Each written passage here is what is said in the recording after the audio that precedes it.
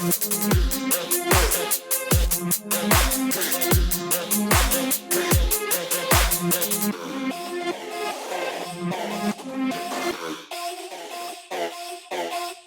Dale Show!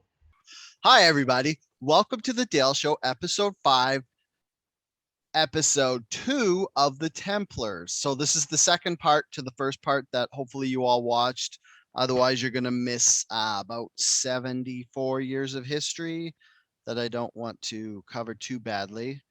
Andrea, you had voice that you kind of forgot what happened in the first episode. Yeah, I'm not even sure I'd say kind of.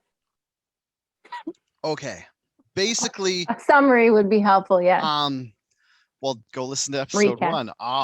Well, I don't want to get into it too much because there's so much stuff that we got to get through this episode just to get it done with. Maybe just catch me up to date, like what year are we starting? Okay, here? we're starting this episode with 1174. Enter Saladin. Do you remember we talked about Saladin a bit? So this is, I think we are after the Second Crusade. We're like before the Third Crusade, I believe. Let me just pull up my Wikipedia notes on the Crusade. Yeah, so we're after the Second Crusade, but we're before the Third Crusade because the Third Crusade starts in 1987 or 1187, 1987. So basically, Saladin is the beginning of the end for the Templar Knights because he basically, I mentioned it in the last episode, but what he did, which no other Muslim leader could do, was he united all the caliphates that were in Egypt and some of them in Syria and stuff. And then they all came together under Saladin. And then he marched in to get rid of the Crusaders that were in Jerusalem. So this started in 1174, where Saladin takes Damascus. It wasn't really that big of a fight because Damascus is kind of off to the side and they weren't worried about it. And then he tries to go into Montesgard, but the Templar Knights, 500 Templar Knights, and several thousand infantrymen kind of give Saladin a thorough working through.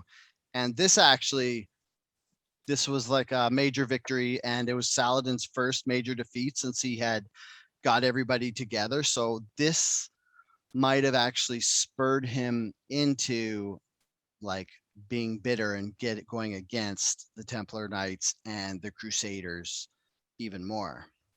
Is that good? Should I say some other stuff? I feel like I just started so cold. I just don't understand how many groups of people there are, to be honest. Like, so you have that's your actually Templar Knights, but that's a really good thing to bring up. So I'll quickly go over who's at play here because, like Andrea just said, it is very confusing. I listened to a whole bunch of podcasts and a whole book, and I'm still kind of confused. So, and I'm just coming in fresh. Dale's blowing my mind with the stuff that he knows and really learning about.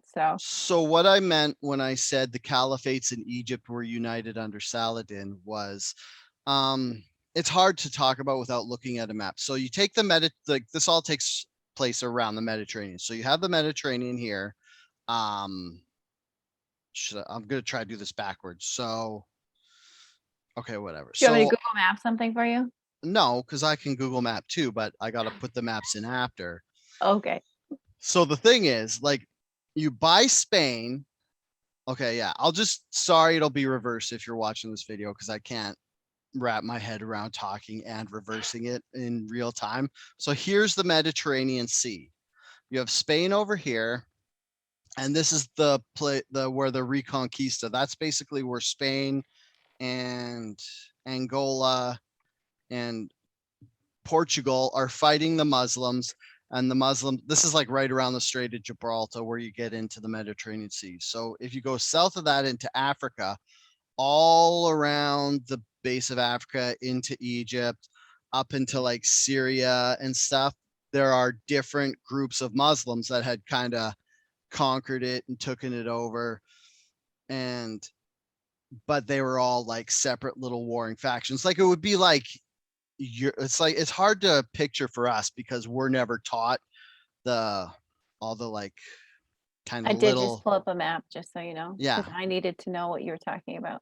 Okay, that's good. So No. we're not as European descent, and in like Western schools, we're taught all the countries in Europe. So we know where Spain is, France is, Germany, Italy, and all that stuff. We don't know all of the Muslim countries and stuff that would have been underneath. But it's basically like if you took like if you think of it as in like Burgundy, Flemish, Normandy, like I said, In Portugal, France? Spain. Yeah, like all of those at this point are all little countries. So if you think about Egypt and Africa being broken up into countries of that size, and each one has a different caliphate with Muslims, and it would just take too much work to go look it up for like an anecdotal thing. So what Saladin did was he like brought them all together, and he took the best warriors and stuff, and then he went in. So does that answer it a bit better of who's involved? Yeah, I suppose so. Yeah. Well, if you don't understand, then I don't think the listener understands, because you're supposed to be my canary in the coal mine for me just talking too fast and being on tangents. Okay. Because I listened back to episode 1, and I might have. So he took the best talked from too all much. those areas. So that's all you're saying, right? Yeah. Basically, he was like the first And Muslim to unite geographically, everybody, and you're- then he went up Yeah. to Levant. I think that's what they were calling it. It's like where Jerusalem and the Holy Land. The Mhm. technical term was, I think, it was Levant. So a lot of do this you takes have that? place out in not across all of Europe though. It's like No, this all takes specific place in pocket the of it. east, in the Holy Land, where Jerusalem is. And kind And of countries bordering on that, or what would be countries today bordering that area? This would Because you be mentioned where France too, right? So this would be where Israel and Palestine are warring. That's basically all of that stuff is happening where the whole Israel and Palestine thing is happening. Like that's the south of the Holy Land, because that would be around where Jerusalem is. And then it's the east coast of the Mediterranean Sea, like the east coast.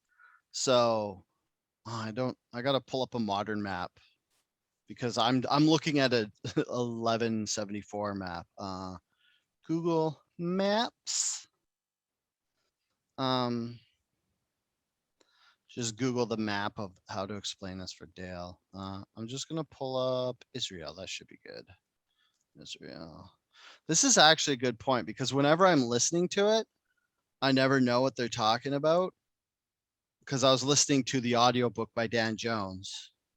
yeah. Oh, before we go further, I want to re-mention all my sources in case you want to turn me off and go listen to professional podcasts on the same subject matter. So I listened to the Templars book by Dan Jones. It's 17 hours and it's not brisk. There's a lot of good information in there, but there's also a lot of kind of boring stuff talking about the politics and stuff behind the Templars, which I kind of want to get into, but I don't want to get lost in the weeds on. And then I listened to the History Extra podcast. They did a Knights Templar episode, Earth Ancients podcast with Scott Wolter episode, and Secret Societies podcast, the Knights Templar part 1 and 2. And each, like, for reference, the History Extra is actually a podcast with Dan Jones, the author of the book I was reading. And then Secret Societies, I think, is by the no, that's not by the BBC. History Extra is by the BBC, but Secret Societies is a good one too. But the Scott Wolter one is super interesting, because he just goes off into the darkness about like conspiracies, and like that's where I learned all the stuff about the theories of Templar Knights going to America and stuff. Which one were you listening to in the car when I got car sick? That was the Dan Jones Okay, book. that's what I thought. And it sounded good. I just couldn't do it. Yeah. Okay. So yeah, right where this is taking place right now is where Israel is basically. Israel, Lebanon, the west coast of Syria, country's that, and southern Turkey. So, and Cyprus. So that's where all this stuff takes place. Okay. Do you know where that is? Yeah. Okay, so it's Israel's on the bottom, Lebanon's right above it, and then Syria's above that, and then Turkey's on top of that. Yeah. Is there a country I missed in between? Where's Palestine on this map? Boy. Okay. Sorry, back to my notes. Okay, so Saladin basically walks into, so Damascus would be up north by Lebanon. So Saladin comes in from the north and he starts coming down because Jerusalem is the strongest point of the Crusaders' hold. That's where the Templar Knights are based. Okay. Okay. Oh, I wanted to get into this guy, Gerard de Rydefort, because it's like this comes into play later. So there's this guy. I was telling you about this the other day. This guy, Gerard de Rydefort, he is expecting this guy, Raymond III of Tripoli. So Tripoli is the northernmost. Remember in the first episode, I said there was 4 different kind of states in the Crusades that the Crusaders set up. Okay. Tripoli's the north one, and that's in basically where the south of Turkey is right now. Yeah. So there's this guy Raymond of Tripoli, and he's like, I don't know if he's the king there, if he's like some big dude who's not like big physically, but like big importance. He's a guy who's like in charge of some shit. So he apparently had promised this knight named Gerard de Rydefort an heiress like his daughter, and then so he's waiting around, and then when her name was Cecile Durrell, when she inherited her father's coastal fief of Bautron, which is just on the coast of Tripoli, he actually not double crosses, but he stiffs Gerard and he sells Cecile to a merchant, and they actually say that this merchant's dad, like one of the first trust fund kids, this merchant's dad gets Cecile and he puts her on a scale, and then he gives Raymond her weight in gold. And Gerard gets so upset he like gets a sickness. I don't know if it has specifically to do with having his heart broke and being disappointed, or if he got like some old-timey bad disease back then. Because and a weird thing about this stuff is you hear all this history and stuff, and they say stuff like he had a temperamental bowel or something, and I guess that would be like Crohn's disease. So they never say, or IBS or something. Yeah. So they never say what disease they have. Well, they say they die of dysentery because these guys, like even kings, are dying of dysentery back then. Yeah, there are some that are just like well known and have been well known for a long time. Yeah. Like I'm just telling you this mostly so you don't think I was just shirking my duties. They just don't say what he was sick with. So he falls ill, and then as he's getting better, he's so happy that he dedicates himself to Christ and he calls on the cross. And basically back then, like if you're going through history books or listening to these podcasts or this book, they'll say like he either called on the cross or took the oath of the cross or took the cross. And basically what that means is they dedicate their life to the Crusades. Like they're like, I am going to be a person who goes and crusades in the name of God. So as he's getting better from sickness, he does that. He dedicates himself to the cross and he joins the Templar Knights. And this was roughly 1181. So Gerard gets heartbroken, says F you to Tripoli, goes down to Jerusalem and joins the Templar Knights. And that's 1181. Okay, so that was just an aside So they do believe they're connected to Jesus though, like, and working on the side of Jesus, basically. Oh yeah, that's the whole point. Is all of them. Okay. The whole crusading point was they want to get Jerusalem, which is the city where the reason they're fighting over it is the Christians believe that this is where Jesus was buried, this is where he was crucified, and then the Muslims believe it's like the Temple Mount and the Dome on the Rock. Did I get those two right, or is it the Temple Dome? And anyway, so the Muslims believe this is where Muhammad got enlightened. So it's like Jerusalem is this major religious city for both of them, and they feel like if they like Temple Mount. Yeah. So you know. Yeah. Yeah, the Temple Mount was, I think that was the rock that Muhammad is the holiest stood on. Site in Judaism. Yeah, because that's where Muhammad got enlightened. So that's basically why these two sides keep fighting over this for a couple hundred years, because usually if you lose something a couple times, you're like, all right, I'm moving on. But I explained it in the first episode where it's like the Christian faith thought if you go to Jerusalem, your prayers will be magnified and God will like show you more favor. And it's like, it's basically an easier way to put this is if you believe in karma, Jerusalem is a giant pool that magnifies your karma, and just going there gives you really good karma. But the religious, well, yeah, like ecclesiastical favor is the Christian equivalent of good karma, I guess. Okay. Yeah, I guess just a blessed life or something, right? Mm-hmm. Just something like that, which makes sense. That's in a lot of spiritual systems. Yeah, that there are holy places and good things happen after you go there. Yeah, exactly.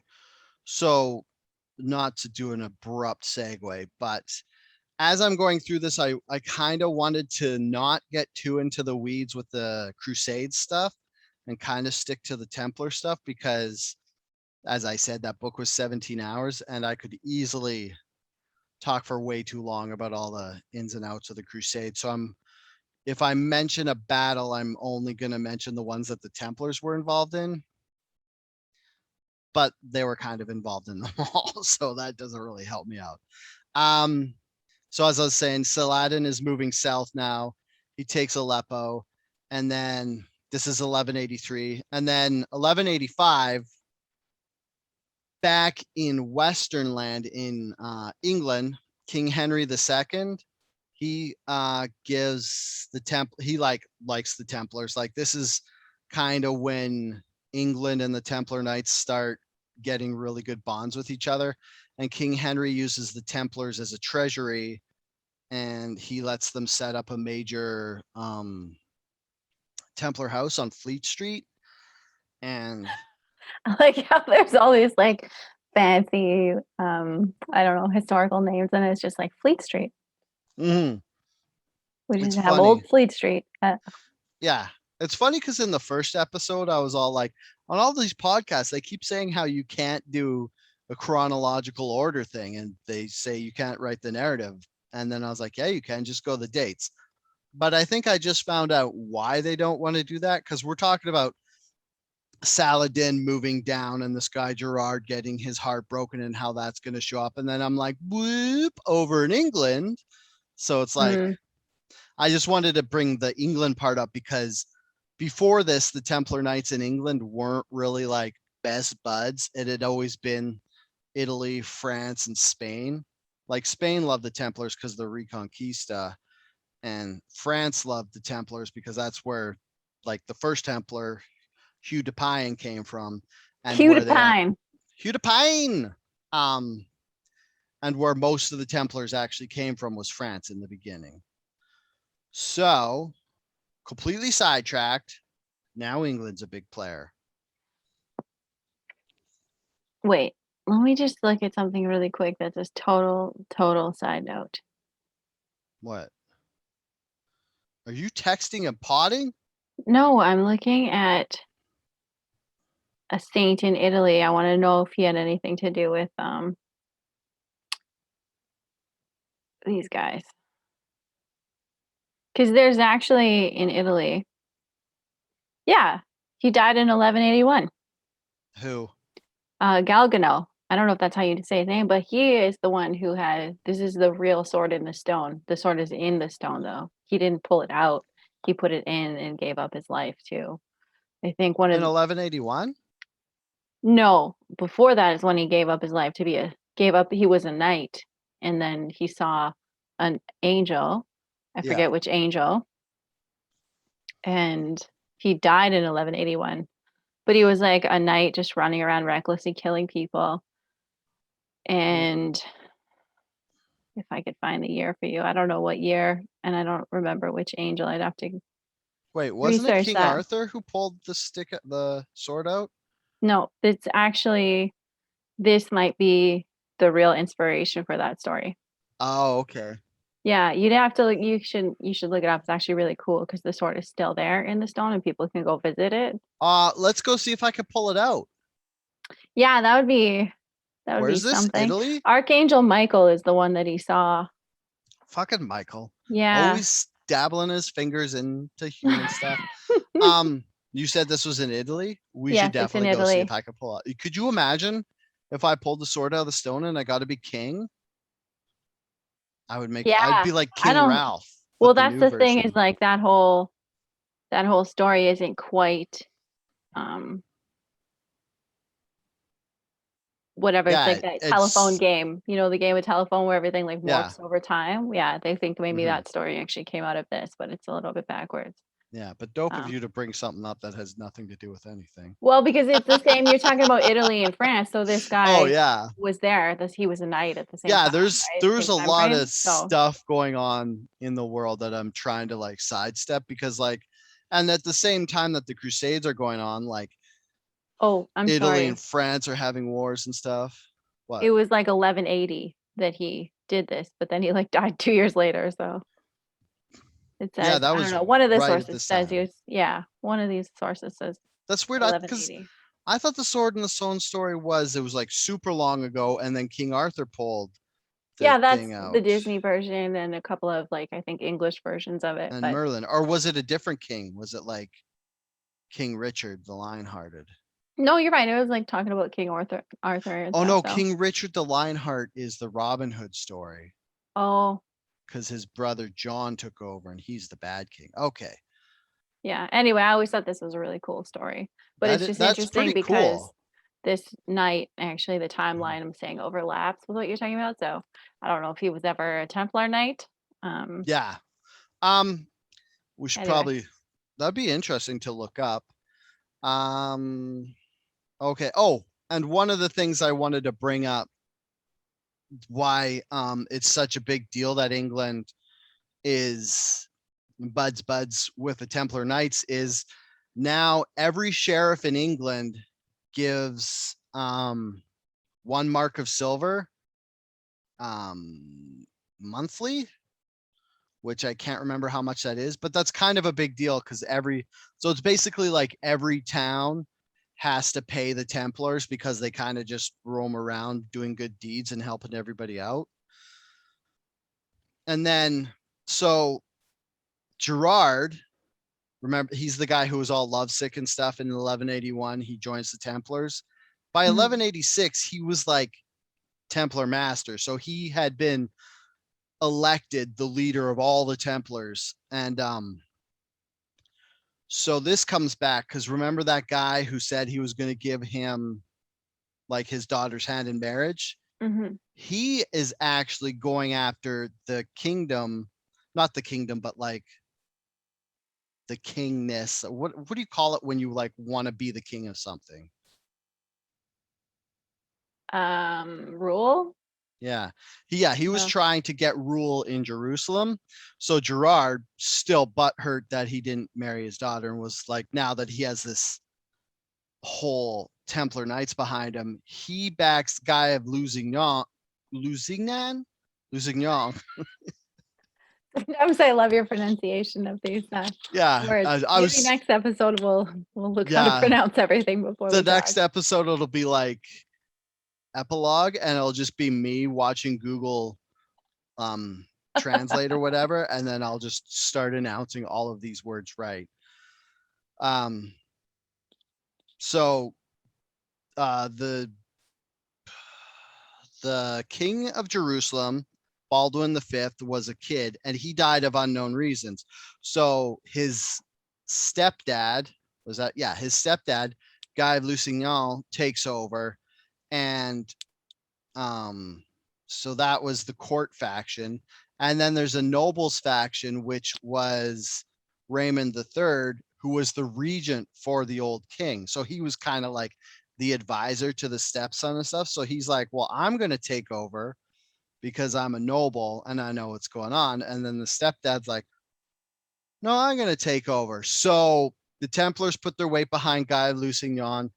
And this is super important because this basically could be the linchpin. If you're like trying to like point out where the Crusades started failing, this is, in my opinion, this could be the linchpin of where it all fell apart.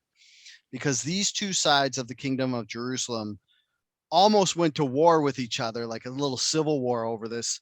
Saladin's still fucking around and killing stuff. And I don't know if not pay, not people, just kill stuff. Yeah, he just like cuts down trees and is like, ha, try living without. No, he's killing lots of people very barbarously. But don't let that seem like he's the obvious bad guy, because the good guys are the Christians were also murdering people and beheading everybody here and there. So it's a hard time. What happens is, outside of Jerusalem, this place called Hatton, I think it's just to the east of Jerusalem, Saladin shows up. He had been marching south and he's got this big army.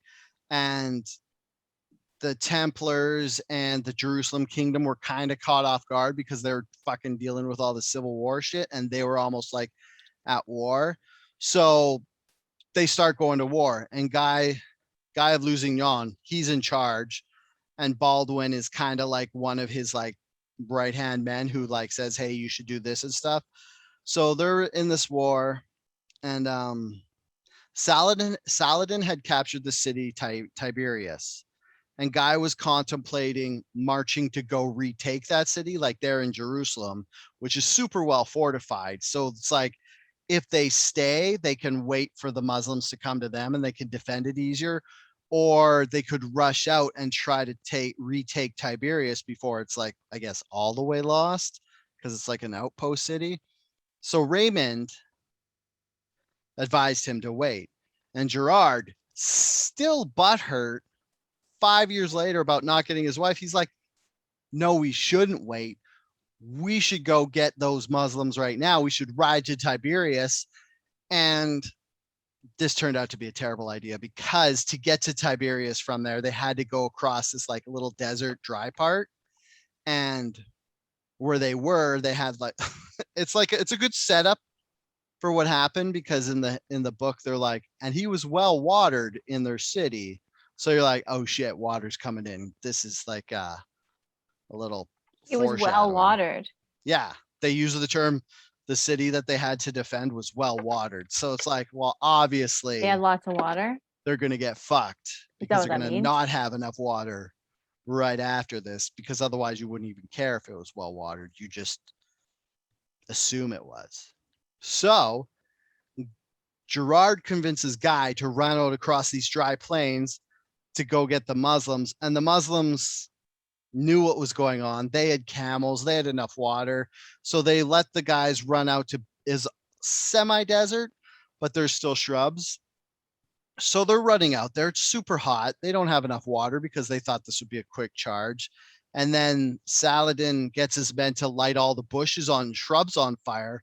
So not only does the Templars and the Crusaders and like Guy and Raymond, not only do they not have enough water, but now they're choking on the smoke, and they can't really see good.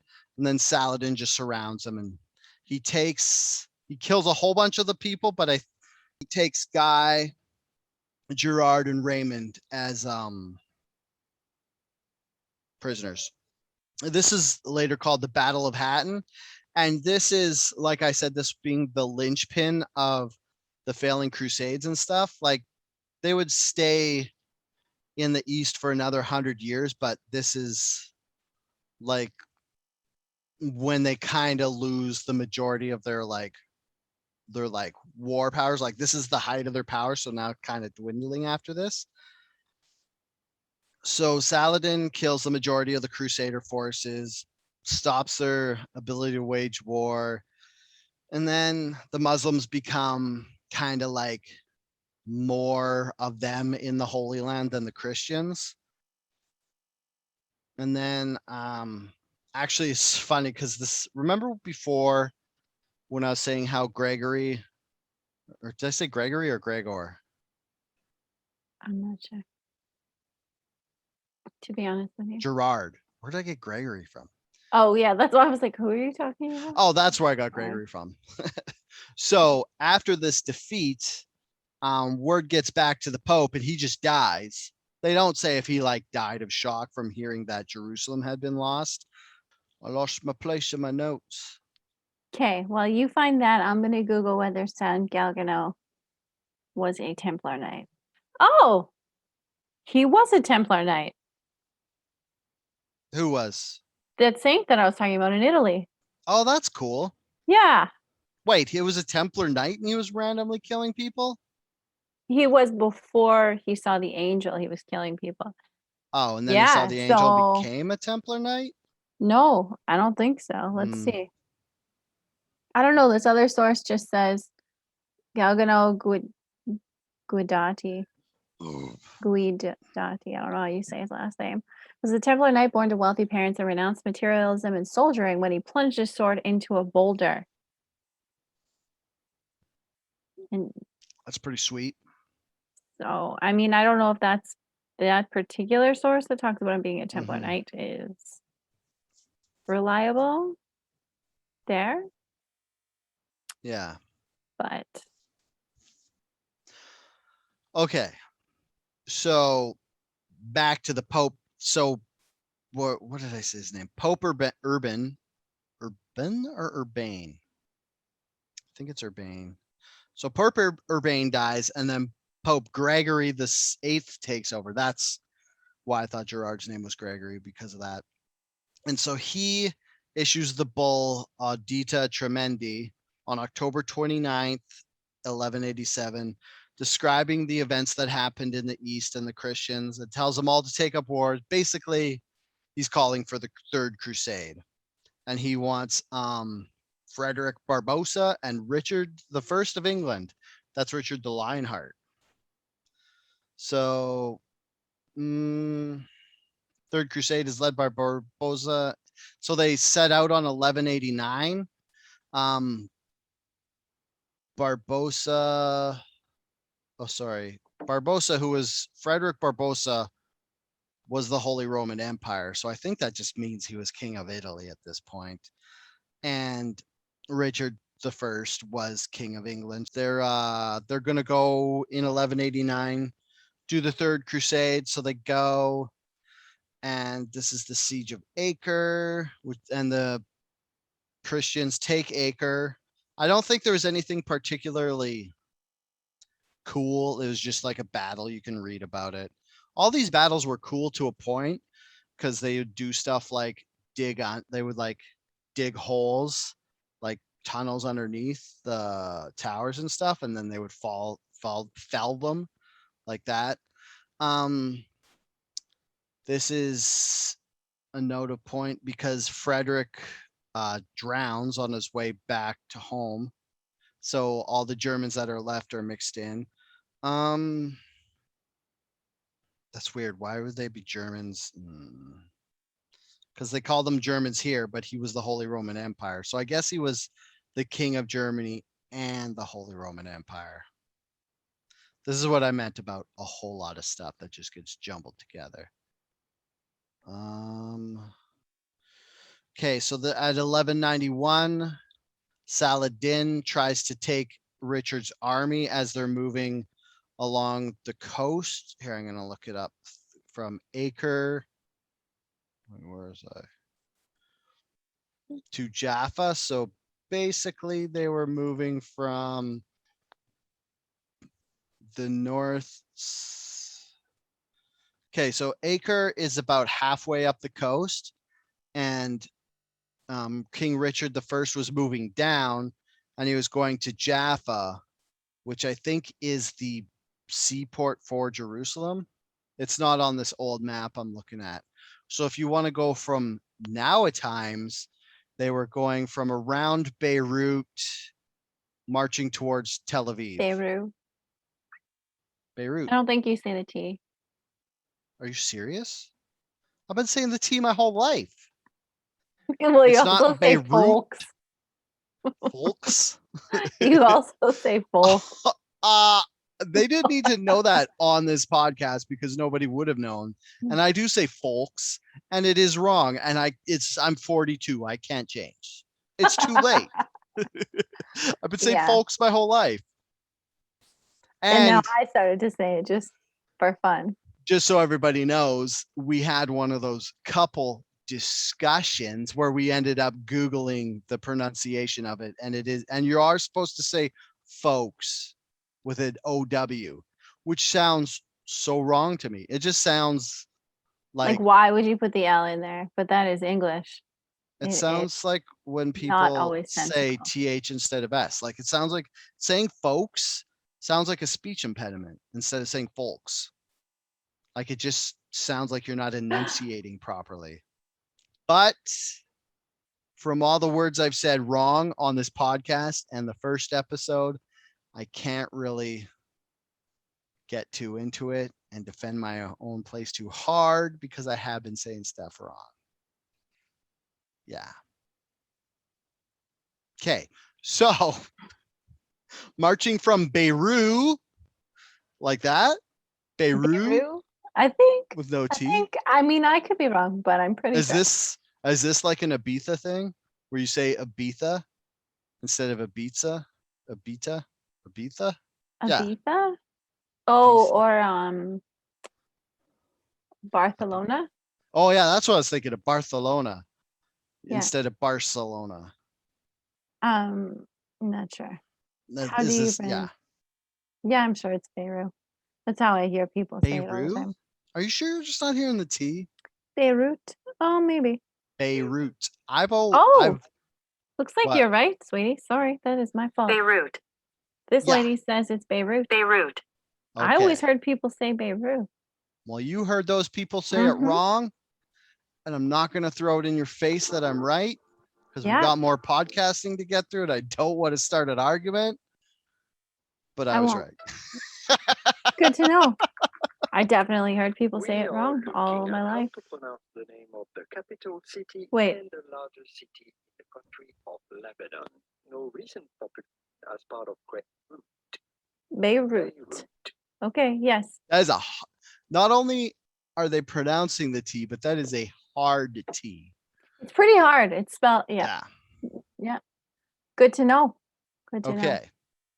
So, Richard the Lionheart, which is I keep saying the Lionheart because that's the best name ever for a king.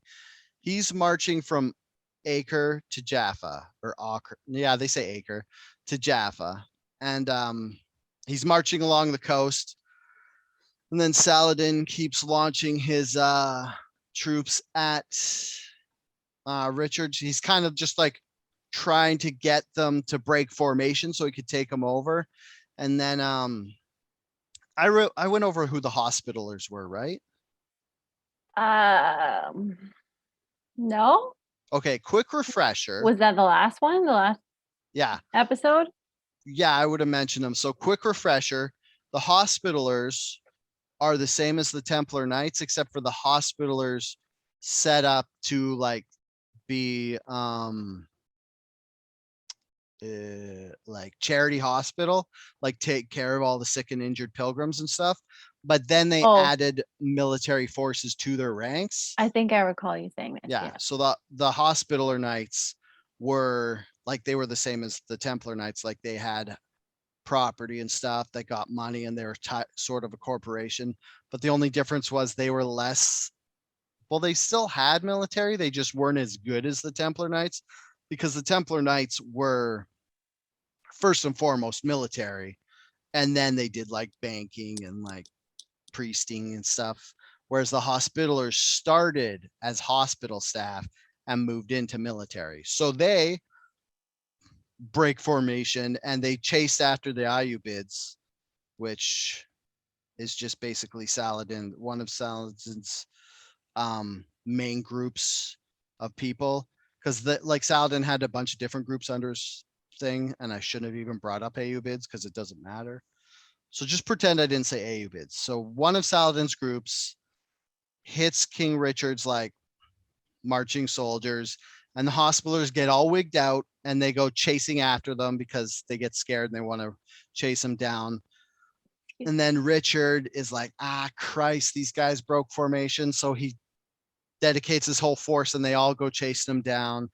And then they beat that one little group, and then they're able to get back in line and formation before Saladin can bring the main force in.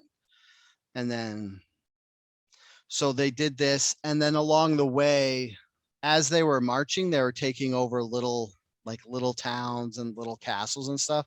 Because what would happen was, like, you'd take a big city like Acre, and then you'd have Jaffa, but there'd be a couple little towns in between that would be taken over by a little group of Muslims, and then they would kind of just make it hard to go back and forth. So King Richard's just marching down the coast, basically taking all these little places as he goes to set up a like pilgrim path. So he's doing that. And then that is 1191. And they get to Jaffa. And then back in France, this is just an aside, by the Templars become the treasury for France. So the King of France says, hey, Templars, why don't you take over as our treasury? So this is when they start getting like super deep into banking. So they're in control of France's finances, and they like collect the taxes and they end up paying everybody out. Like, basically they become accountants for France. Okay, guys, I made a big taboo, big bad on my part. Remember when I said that Saladin didn't conquer Jerusalem? Well, he did. In 1187, Saladin conquered Jerusalem, and that's why the Third Crusade started. So it took us an hour to get back through 30 years, and now I just had to backtrack like 10 years, 20 years. So the Third Crusade was super, well, I guess what I just said, like they took basically in the Third Crusade, they took Acre and then they marched down the coast, but that's all they did.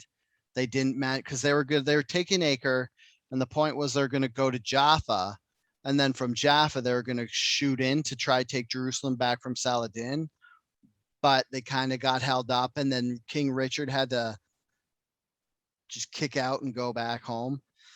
And the funny thing was, King Richard, they were talking about it in the thing, and he's such a hard dude. He was like sick with something, and he was like almost bedridden, but they were like trying to take this fort. And every day he would get people to take him on a stretcher and take him out to where they were fighting, and he would shoot crossbow bolts at the fort, like at the defenders on the hill, and then he would just go back and lay down his tent and be sick. I thought it was hilarious that he would just be like, all right, pick me up, I want to go shoot some guys. And then yeah, so he actually has to go back to England because there's garbage in England. Just know that they're all still fighting with each other. And then I'm pretty sure he gets thrown in jail by Germany or something because of some fight they were having back home. So basically, the Third Crusade, besides what super dope dude King Richard the Lionhearted did, was a failure.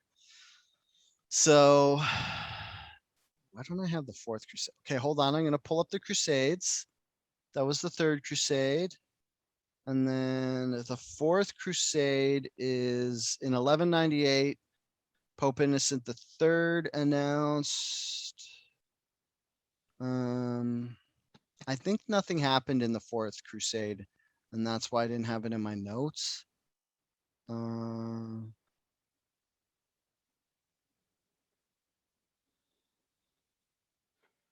Yeah, basically they went to Constantinople and they didn't make it down into actually getting to the Crusade. So then the Fifth Crusade, I like how I was like, I'm not going to go through all the Crusades because it's going to be too much. But basically what the Fifth Crusade was, they're like, are we going to go take Jerusalem again?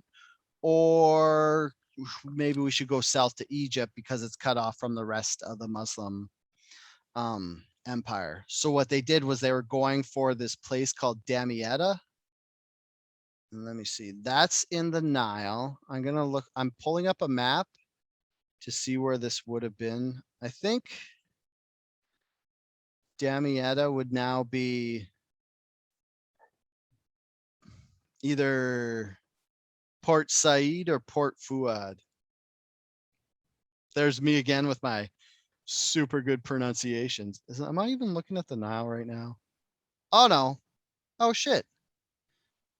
Damietta is still called the Damietta. I didn't even know that. That's crazy. So you guys lucked out. So if you want to know where Damietta is, just look up Damietta. So what that is, it's on the Egypt coast of the Mediterranean Sea. It's upriver. It's kind of like back then it was a fortified How do we spell this down? D-A-A. Damietta. Oh, I see. And what Damietta was it was kind of like it had it was a fort, and then it had these like chains that went across the river. And then if there was like a boat you wanted to go through, you'd lower the chains down into the water. And then if it wasn't, you'd raise them up. So it was kind of like a control gate to get access to the river, to go inland, to you know, get your goods and stuff.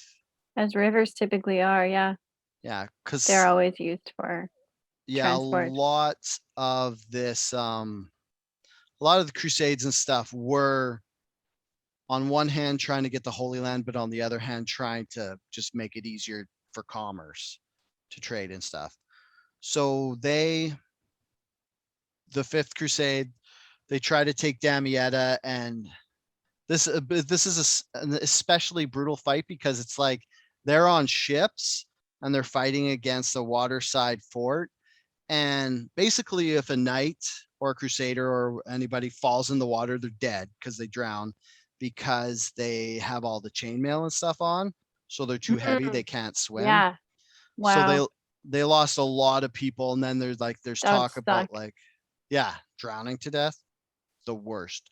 There's Just talk of being like pulled down by your armor. Yeah. Yeah. And then there's whole Templar ships would go, because at this point they're like building and using their own ships. And during this fight when Damietta, like their ships were getting broken and stuff, because there's one storm that came in, swept the boats up against the fort walls, and they kind of broke and stuff, and then they died. So they managed to finally take Damietta. What happened was, this is crazy. Okay, so I'm trying to explain it because it's like they had siege engines like I was talking about. Remember when I was talking about they're fighting the fort in the first one, and they basically built a big siege engine up so they could fight across? So in this one, what they did was they got ships together, they tied ships together. I think it was either 2 or 4. And then they built straight up on the ships. They built like a tower so that they could shoot arrows and stuff across to the fort. And then like some Templar Knight like took off his armor and ran and jumped into one of the little windows that they were firing out of. And he took that, and then he like lowered the gate, and then they rushed in. It was like super cinematic, but that could have been one of the things about all these recounts of the battles, is they're done by chroniclers and stuff who have to make them spicy so that you want to buy their account of the battle. So when I say it sounds cinematic, it was probably exaggerated, but it makes for a good story. Maybe, but it's still pretty dramatic to just Yeah. take Like, whatever's being fired. yeah, you could see this Doesn't part of the matter. movie where like Heath Ledger's running across the mast, like the top bar of the mast by where the crow's nest is, and it's all raining behind him, and his hair's all wet and it's straight back, and then there's a lightning strike, and he's like jumps, and then a lightning strikes behind him, and it's silhouetted, and it's all slow mo, and then he's all like dynamic, and then he lands and he does a roll and he pops up and he kills somebody. I'm gonna make a movie of this. So that's the Crusade Wait, number 5. what would he be taking though? You said he blocked a window? Like Oh, he taking jumped. arrows or what? No, he took is basically, I think it was the room where they control the drawbridge Oh, to he get took into the fort. over. Yeah, he took over the gate room. I So thought you said something about a window, and I thought you meant he just like put his body. This is legit what I Mm. thought. Put his body in a window to take the shots coming out, so everybody Oh, else yeah. could. No, he jumped through the window up on the tower from the boat and then Yeah. killed the guy in there and then took control of the gate. And Yeah, then he lowered the gate and then they took Damietta.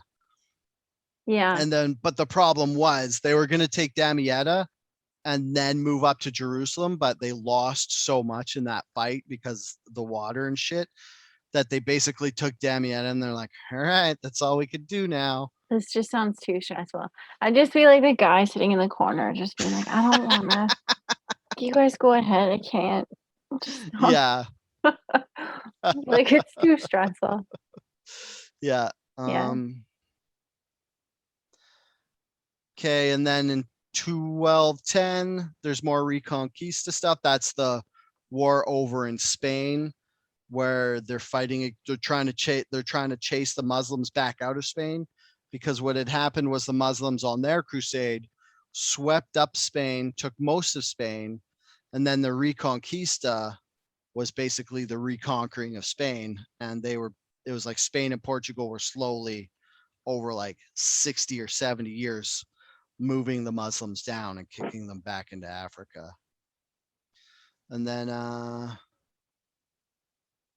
that was 2000 or 1210. And then in 1229, that's the next big thing. The Holy Roman Emperor Frederick II actually takes back Jerusalem, but he didn't take it back by force. What he had done was he was from Sicily, and apparently at the time Sicily had a lot of Muslims on it. So Frederick actually grew up around Muslims and stuff, and he knew how to speak their language. And he's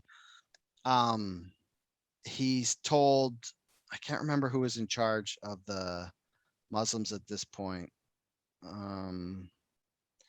But he told them that let us have Jerusalem. We'll have a 10-year peace. You guys can go in there. You guys can use the Temple Mount and stuff, like your holiest of holy places, and we'll use the Holy Sepulchre. That's where Jesus was buried. It's like So making a treaty. yeah. So they made this treaty and they technically won back Jerusalem. And it's funny because this guy, Frederick II, was excommunicated from the church 4 times just because he was like, because he had said he would go in the 5th Crusade, but he was kind of like, oh yeah, I'm totally gonna go. Oh, I gotta do this other thing. And he flaked on the crusade. So the Pope was so mad, he like kicked him out. He's like, you're not part of the church anymore. And then he went there anyways. And then he got Jerusalem back. So it was funny because it's like he wasn't even part of the church, but he still won the Holy Land for them. But his secessions were so bad that the Templar Knights, who, as I mentioned in the first one, they don't answer to kings and stuff. They only answer to the Pope. So there's this huge animosity between Frederick II and the Templar Knights, because even though he got Jerusalem back and the Christians could go to the Holy Sepulchre and stuff, he never really got the Temple of Solomon, which was the first Templar Knights temple, and he was kind of like, well, we don't really need this. Who cares about the Templar Knights thing? Because don't care. So they were so upset that in 1229, that same year, the Templar Knights were basically ready to go to war with Frederick over the way he had kind of given away all their stuff, but kept his own good stuff. And then I think what happened was the Pope came and talked everybody down, and they made an agreement. But part of The Pope? Sorry. yeah, Did you say the Pope? because the Templar Knights still had to answer to the Pope. Okay. Yeah. So sorry, me and Andrea just had a little side discussion. So the Pope came in and talked everybody down. So the Templars didn't actually go fight the Frederick II. And then one of the problems was with this what's that word? Like this piece, the agreement was they weren't allowed to rebuild the defensive walls of Jerusalem. Like they weren't like, since it was both the Muslims and the Christians were in the city, the Christians weren't allowed to build up the defenses or rebuild the walls and stuff. So that means in 1244, after the 10 years had been up and the Christians kind of got too comfortable, and then a Muslim, I can't remember what he was. I think he was just like some Muslim preacher or something, came to visit the Temple Mount, and he had saw that the Christians were disrespecting it, like they weren't keeping everything up, and they had put too much like Christian decorations around, and because they were supposed to be like splitting the Holy Land like half, or the holy destinations in Jerusalem half and half, and they had put like, one of the big things was they had put liquor on the Temple Mount, like they had just rested wine or something for people to drink, so they were like super upset about that. And so 6 months after that guy had gone in 1244, the Ayyubid dynasty, together with the Khwarezmi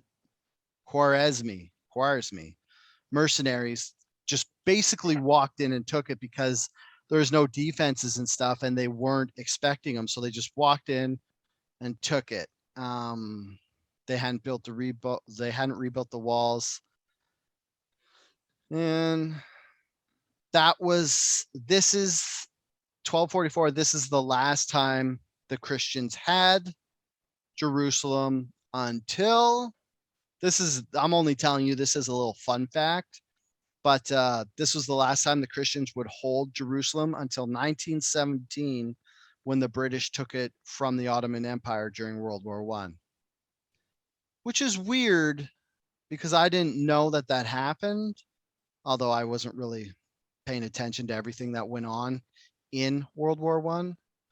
But this is also another problem with history, because it's like everything I learn about history is just a big glaring lesson about what I don't know about history. Because it's like, and there's always so many tangents. Like, it's like you hear this little snippet, you're like, oh, and that's the last time Christians had it till 1917, which was like 700 years later almost. And then you're like, wait, the Ottoman Empire was around in 1917? I didn't know that. And then you like just go down a rabbit hole and learn about all that stuff instead of this. So Andrea got restless, so she had to stand, which I don't blame her. Standing It's a up, lot to take in, especially when I get sidetracked and start talking about the Ottoman Empire, which I have no idea about. Apparently, I didn't know what it was. So yeah. Anyways, and I can't even call you on this on anything. Mhm. Like if you say something untrue, I really won't be able to tell because I don't know anything about this. So yeah. sorry, folks. I can't. I'm not responsible for Dale's errors, by the way. Hey, disclaimer out there. I wouldn't expect you to take heat for him. So the problem now is we're at over an hour of talking, and this is gonna have to be 3 episodes because we're not going to be able to get through the last 50 so years in any short amount of time. Plus, there's the whole fall of the Catholics. So here's what we'll do. I'll try to get us right up into the point where the Templar Knights kind of get taken down by the King of France. How's that? So that's 1302, 1305-ish. We're at 1249 right now. Okay, yeah, there's only like three main history points. Okay, here's what we'll do. I'll get us right up until they lose in the east. So basically what I'll do is I'll get us up to the fall of Ruad, which is when basically Christians leave the east. Okay, so All right. I'm in. Let's do this. okay, boom. So after they lose Jerusalem, they kind of gave up that city, Damietta. They retook in the First Crusade. So in 1249, King Louis IX goes back. He's like, all right, we're going to do this again. We're going to take all this stuff back. We're going to start at Damietta. So he pulls up to Damietta. This is where like so many people died and it was a huge battle, but the Muslims just give it up and leave. And they're like, all right, we won, but why did they just leave? Anyway, so King Louis takes it, and then this is where the problem sets in, because King Louis brought his cousin, and the Muslims were kind of leaving Damietta, and they were going away, and they're crossing a river, and they decide they're going to go after them, like they're going to go after a scout force. So I think it was like 200 Templar Knights and Louis's cousin and Louis IX, they go and they're chasing after these Muslims and they're going slow. And then Louis's cousin's like, F it, I'm breaking formation, I'm going after them. And they end up they follow these Muslims into a trap. And they're like, Christ, we got stuck, we got duped. So like 100. And they literally probably said that because that's who they they're like, we got duped. follow. No, when you said Christ. Yeah. They were like, Christ. Well, they would never take the Lord's name in vain. I know. That's why I meant they would have said it literally. They would have said, Jesus Christ, we need your help, blah, blah, blah, blah, blah. Or we have failed. Yeah. Not in the swearing way.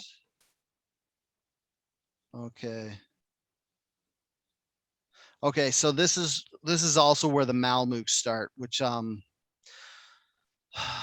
guess I should explain. So do you know the Game of Thrones show at all? No. Okay. Well, I mean, I've heard of it. I'm not, I don't live under a rock. I just stay under it periodically. So the simple way to explain Malmuks. How do you spell this, Dale? MAMLU with an accent aigu K. It's Mamluks. Malmuk? Yeah. So the easy way to explain these guys is they are the Unsullied from Slave Game of soldier? Thrones. What? It just says that's slave soldier. Like, yeah, that must be what it means. Yeah, I was going to explain it, Andrea. Oh. Well, you know what? I just got you started. Okay. So the Mamluks are, as Andrea pointed out, slave soldiers like the Unsullied from Game of Thrones. So what happened was by the steps, the Muslims would take slaves and they'd take them down and they could script them and they were like super good soldiers. But then one of these guys, Mamluk named Baybar, he was like, F this, I don't want to be your soldier. So he rebels and he gets kicked out of the army and he gets sent over to like Syria and stuff, where he becomes a mercenary, and then he slowly gathers power and stuff, and then he becomes a sultan basically he does the same thing Saladin does, where he takes over little groups and then just like makes one big group under him. And then so anyways, King Louis loses that battle, and as they're running back away from the Mamluks, they Mamluk. That's what I just Googled the pronunciation. Somebody, I don't know if it's a reliable source. Wow, the guy in the Dan Jones in the book was calling them Mamluks. Mamluk. Yeah. It's like between oo and like Mamluk. Yeah, I thought the the accente gu over the U made it a U sound, like Mamluk. Mamluk. Yeah, that source could have been wrong anyway. Well, you could be wrong. No, I'm saying the YouTube source that Oh, I just yeah. found could have been wrong. Okay. Yeah. So yeah, so the nice thing is Louis's cousin gets his comeuppance. He effed them and then he falls in the river and drowns. This is oh, one thing I forgot to mention was these Mamluk guys, they're such badasses that remember how I was talking about if you fall in the river as a knight, you're dead Mm-hmm. because you would Yeah. drown from your armor and stuff. Well, these Mamluks, they taught them how to swim upside down. So if a Mamluk falls off his horse into the water, they would swim upside down and shed their armor and then they wouldn't drown. Yeah, that makes sense. Yeah. And on one hand, you're like, that is so badass. But on the other hand, you're like, why didn't anybody else think I of was this? no. I was gonna say that. Oh, But I guess it would be like, since they were like in Egypt and around the Nile and stuff, they would have been like waterborne so much. So they would have like maybe found the tailored- adaptation. Yeah. Yeah, They would have tailored figured their it armor to out. do it. Eventually, that's how everything is. Enough people die, and we figure Mhm. out like, oh, what could we do differently? But Yeah. also, maybe their armor was like strapped on differently. We don't really know. Yeah, I'm thinking that maybe they did a different like setting it up, like because I'm pretty sure English armor and like Christian armor had like belts and stuff around under the arms, so that even if you were upside down, it would just hit your armpits. Probably different at different places and times, though. Okay, Sure, yeah. it would have So evolved over time. these, the Sultan Baybar, who was a Mamluk, he basically got rid of all the Christians in the east. And it only took like in 1266, the siege of Safed. The castle of Safed was a castle that belonged to the Knights Templar, and that put up a strong resistance. But then, oh, this is a good one. So, wait. So the Templars are in this castle Safed, and they're a pretty good defensive situation, and they're like ready to go. They could stay there for like ever. And then Baybar sends his guys and they dig under the tower and they're like trying to collapse it. That doesn't work. So what happens is, do I have the wording down? Can you imagine how long that would take to dig under a tower to try Oh, to collapse it? Oh, it takes days. It would, yeah.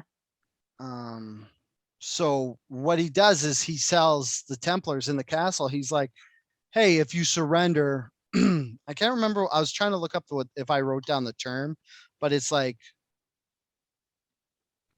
I think it's just called safe passage or something. Like you sue for peace and then you get safe passage, which is if you let them have the fort, then he would let you walk and leave. And basically you surrender, but he just lets you leave.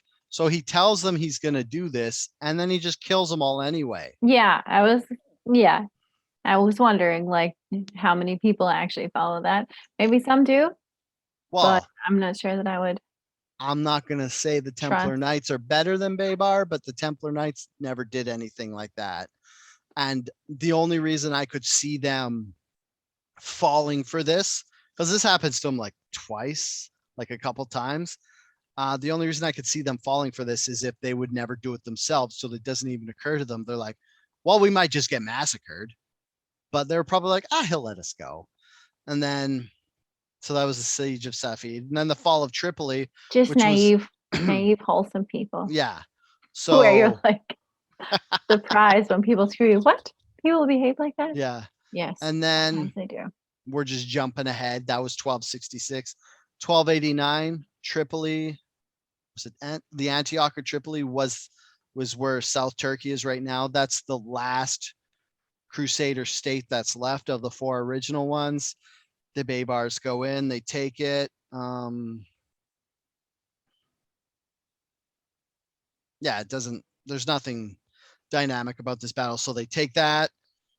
And then the last thing that's left is this tiny little, they still have Acre. So the Crusaders, I think Acre is their last city on the mainland. They lose that in 1291. and that is their last city, or that's their last castle and holdings in the Levant or the Holy Land, which is that whole chunk. And then they have a little island called Rued, which was where basically that was the last thing in the east the Templars have, and it was like a tiny little isle. And then and once they lost that in 1302, that was it. The Christians were out of the east, and they all had to go back, and that's where we'll end. How does that sound? Sounds good. Yeah. So that was, yeah, I don't think they crusaded after that either. I'm just going to quickly check, because next we'll just talk about the fall, because this episode was supposed to be the fall of the Templar Knights, but next episode's going to be like the courtroom The drums. fall. Yeah. Yeah. Gotcha. Courtroom drums. Sorry, I'm just looking on Wikipedia to see if there is any. Nope, that was it. There's no crusades. Well, in the 16th century and stuff, like they wanted to go for crusades after that, but they kept squabbling with themselves, and they started calling little wars crusades and stuff to kind of like make themselves feel better about it, but they never went to like Israel, Lebanon, and stuff like that again. That was it. Until 1917, when they took it again in, I don't know, it's weird. Maybe that's why the West backs Israel, because Israel has Jerusalem, and everybody's like, well, why does the West back Israel against this whole Palestine thing? I think we just found our answer. We Mhm. dug it up in the past. Maybe USA, Britain, France, and stuff supports Israel because this is the same reason they wanted Jerusalem during the Crusades, so that they could. Wouldn't that be crazy if there's like the secret cabal of like super religious Templar Knights who are still like kind of controlling stuff from behind the scenes? Which is one of the things we could talk about next episode. So next episode we'll do. Oh, that's kind of a bummer. I feel like I hope this episode wasn't just boring like war stuff. Andrea, speak up if it was too boring. It's a lot to digest when you're just coming at Yeah. it from not really knowing much about it. Yeah. Definitely a lot of war stuff. I mean, I just finished the audiobook today, so it's all kind of like, it's weird because I wanted to I wanted to do this right away, because for me, when I hear knowledge and history and stuff, it's like holding a cloud, where it's just like you're holding it and then you could just see like the knowledge just like flittering out of my head. Like I'm like, I got this cloud. This is all this knowledge I learned in this book. And then it's just like escaping between my fingers, and I'm like forgetting stuff so fast. I'm like, oh, what was that date? Oh, what was that name? And yeah, it's just like my brain's like, I'm not holding all of this knowledge of 12th century and 13th century history of the Crusades. Yeah. This short-term memory is not sticking. Yeah, I mean, in order for things to stick in your memory, it generally needs to be applicable somehow, right? Mm-hmm. That's how it works. Yeah. So if it's just something you. The funny thing is, the Mamluks swimming upside down and ditching their armor, that's already stuck in my brain forever. Yeah. I don't know why. That's going to be in there forever. Interesting points. That's how just from what you've said to me too, there are like moments that I remember, but I couldn't. Yeah. I couldn't summarize everything, to be honest with you. Everything that you said today. Like, but I will remember small key points. Yeah. Or that's like observations that I had, which is just that life sounds too stressful. And also, I'm going to be really, really like gendered and sexist about it. Like men, you just put in a lot of work to fighting each other. Yeah. And like being female has been not great for us throughout history too. But oh, it is. Oh, you guys out there especially just this killing time. each other and all that stuff. Just especially back here where your dad just sells you to a merchant. Yeah, I know. We've had it hard too, but damn, I don't know about being on the front lines of just killing each other too. But that's like not even our fault. That's your fault. So I guess. I mean, I can't really. I'm not going to I just- defend the Crusaders and how they were Yeah. like ruined everything. I'm but sure somebody's going to be upset with me for saying that, but I would think throughout history we can You know who's going to we be can upset clearly with you for point that? to Shitty is- dudes who who is- probably already tapped out of this podcast a long time ago. fighting. Yeah. I don't think anybody's going to be upset with that. I mean, because if you look at it historically, I'd say the lion's portion of all war. Well, in was no because story of I've ever dudes. heard is it like a, well, actually that's not true. In some stories it is women trying to take over. Sometimes, but very, very rarely. Yeah, but Like then trying they to just take over whole cities and kingdoms and things like that.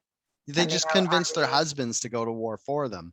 So it ends up being the dudes again. Yeah, you guys do the dirty work. Yeah, there Yeah. are definitely examples of women like lying or telling, I don't know, whatever.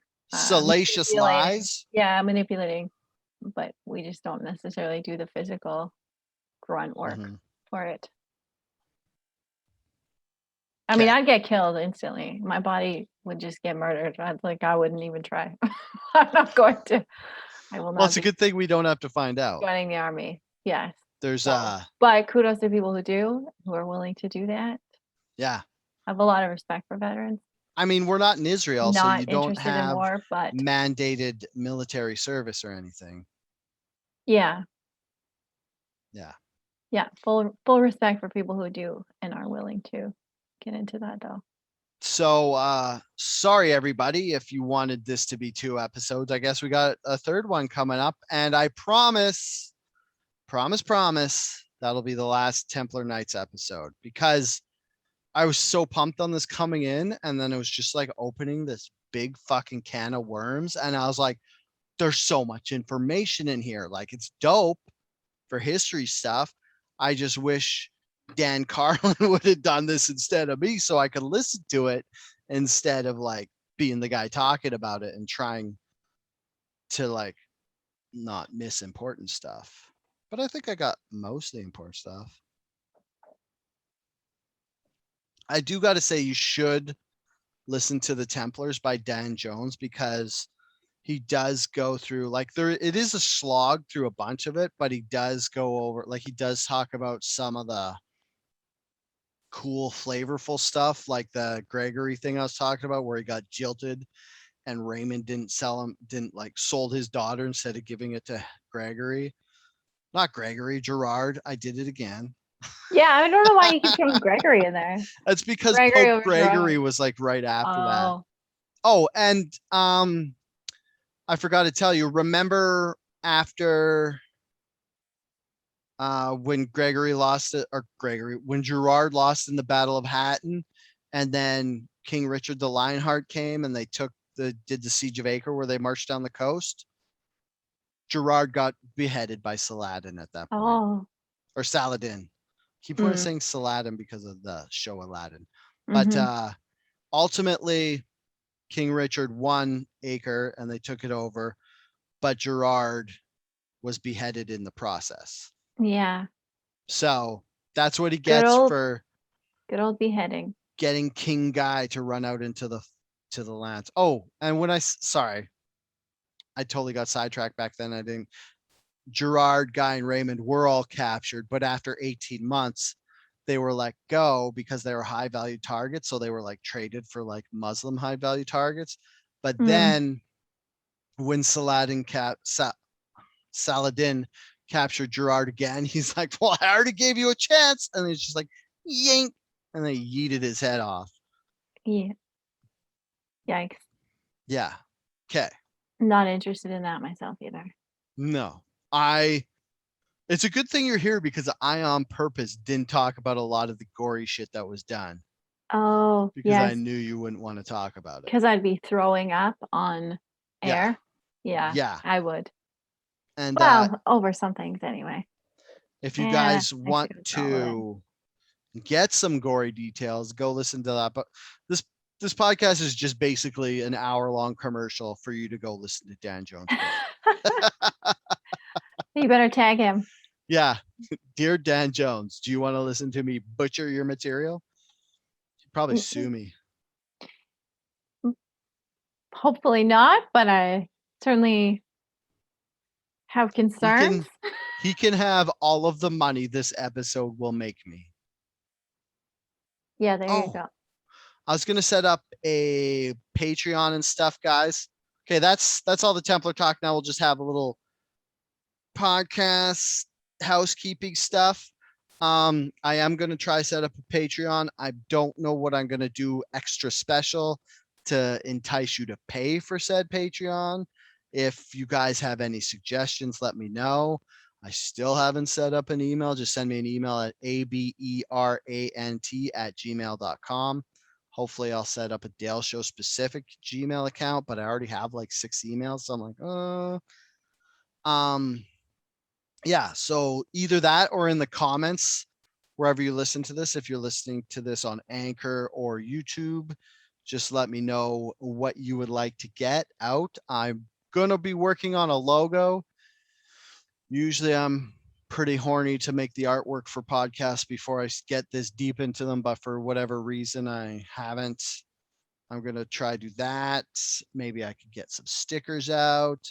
I'll put a post. I'll put a, it might not be like the notes for this episode, but one in the future, I'll put my link to my Redbubble account where I just throw up the designs and you can get stuff made. Yeah, so that's it. Anything else you want to add, Andrea? No, I'm just over here dropping stuff, trying to be quiet and patient, and things are probably off my desk. Nope, I Yeah. think that's good. Thank Are you for talking with me about all this stuff, Dale. Sorry that I really just can't retain it all. That's fine. That's why we You that's know, why we record it's this. yeah, It's it's funny. interesting, and Yeah. I love that you're passionate about it, or at least interested in it. Yeah. You know, Um, I'm supportive of your interest. are you pumped that you get to do another episode because we're still not done the Templar Knights stuff? Yeah, I think I might do a little more research for that, just so I know something coming in too. You know, Okay. I'm really proud of myself for bringing up San Galgano, though. Actually, Yeah, that was a good Yeah. poll. I'm really surprised that that actually fit into this. Yeah.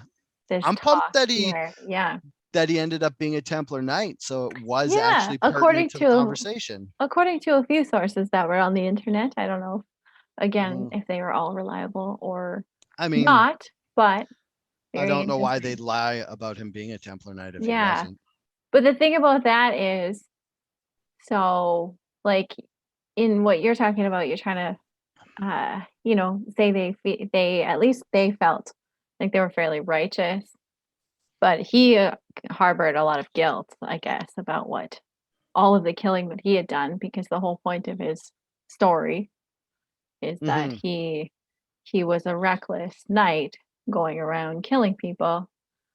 And Yeah, then I one don't. day an angel appeared like on a hilltop and told him to Yeah. just stop what he was doing altogether, give it all up. And I think it was that he said he would if he could put his sword into that stone, Yeah. and it actually went into the stone when he Okay. went to plunge it in. Yeah.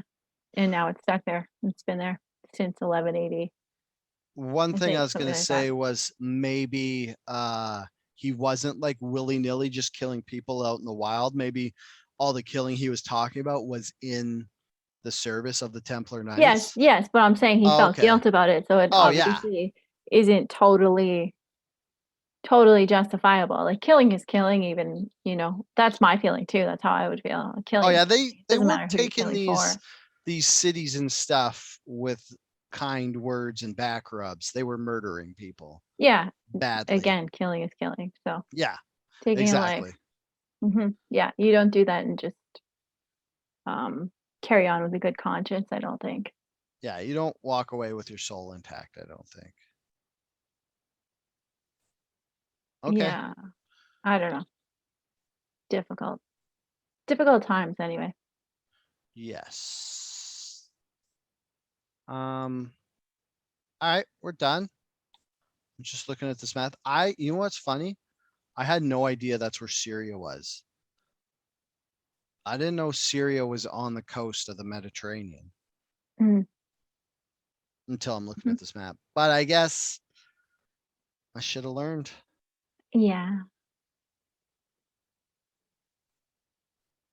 All right. All right. Very good. Thanks Good, good. everyone for Yeah. being patient. For being patient with us. And for really it's more like I'd say you're kind of learning as you go too, Dale. Mhm. So My it's a problem bit of a is- learning journey as you Yeah. also try to broadcast it. So thanks everyone for participating in that and for going along with it and following and learning with us. Yeah. My problem was I was like, as I was listening to this book and these podcasts, I would like take a little note and I'd be like, oh, I'll remember what that note's for. And then as you could tell when I was reading through my notes, I was like, what was that for? But yeah, there were some gaps in my timeline, but if you want to get filled in, Dan Jones will be happy to fill you in. Yeah, I'll let you go. We've been here over an hour and I'll see you back hopefully in a weekish. Mm-hmm. No, 2 weeks. I think I'm going to try to do this every 2 weeks because I do the Outrage Factory, like flip flop between this and Outrage Factory. All right. Okay, I'm in. I'll see you as soon as that bedroom door opens.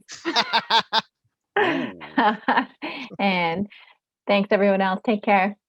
Bye.